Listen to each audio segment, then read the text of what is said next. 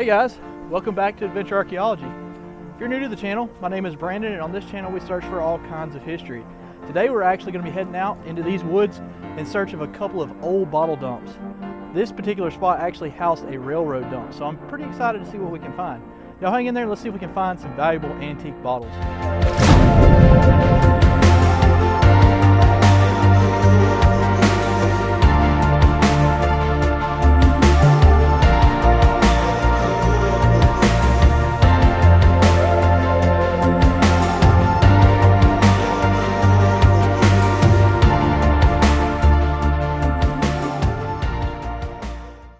Alright guys, I'm actually at a spot today that is pretty cool. I wanted to take a minute to show it to y'all.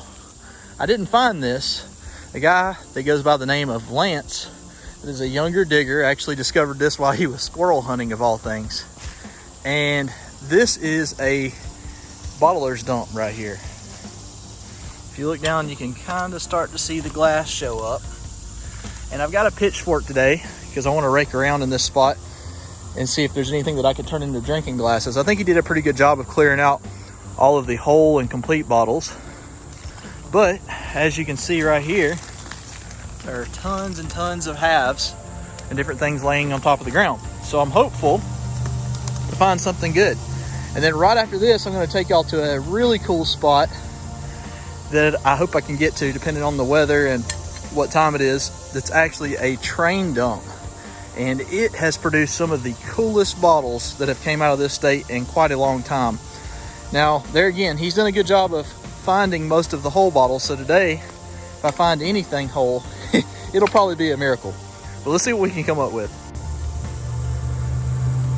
This one right here is almost complete. It's got lip damage. This is a Chericola. It's the 6.5 ounce variant from Birmingham, Alabama. And this isn't a very rare bottle, but it's still an oldie.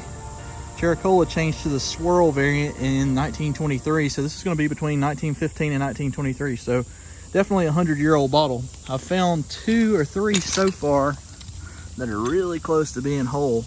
I'm really looking for drinking glasses, to be honest.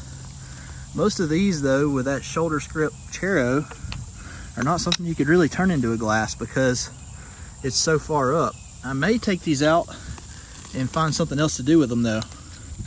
I've seen a lot of you have had really good ideas to turn these things into like wind chimes and stuff like that. That one's almost whole right there. So close, so close.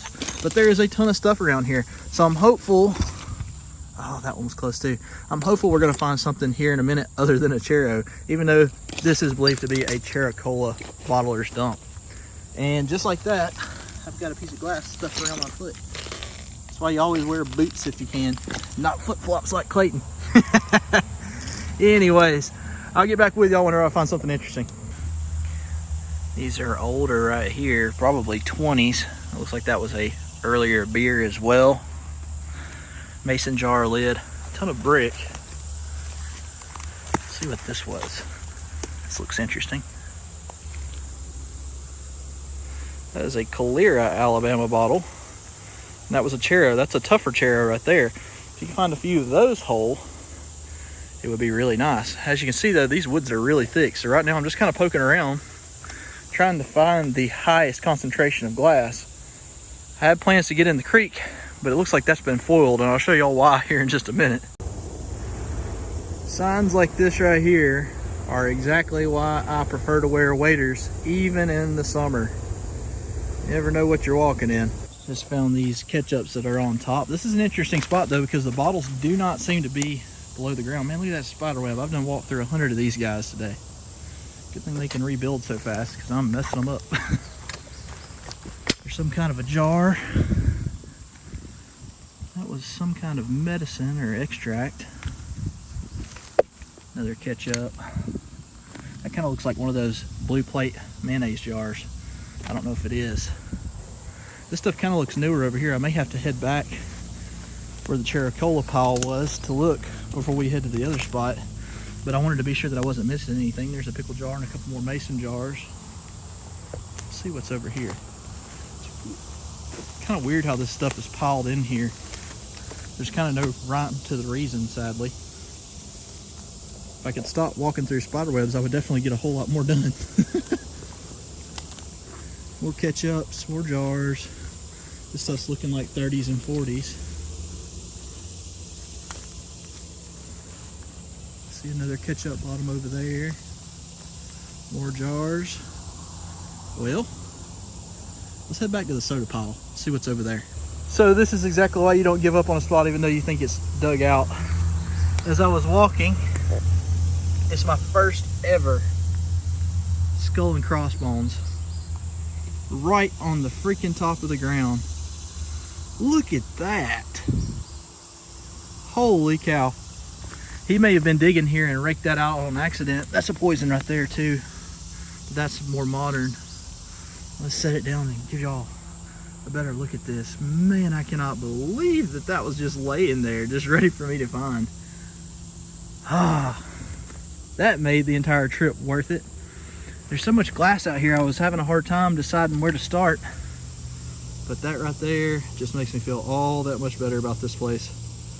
Let's keep going and see what else we can find. Well, I dug back there where Lance had found those Chericola pile at, and I didn't find anything. So we're about to move to the other spot, which is the railroad dump. But it was worth my time stopping here just to get that bad boy right there. That is an amazing find to just be laying on top of the ground with minimal digging. I can't believe that. There again, these spider webs are everywhere. So let me get out of these woods and get into another set. Maybe there'll be less spiders over there. All right, we're at spot number 2, and the very first piece is a Coca-Cola straight side. So that's pre-1915, right off the bat. I'll show y'all what we're looking at on the ground down here. These were all piles from the railroad. So this hump that you see right here is actually where a dump cart came and dropped things off. That looks like a horseshoe. Yeah, it is.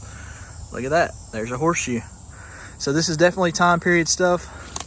Pre-cars with that horseshoe being there. Look at that top.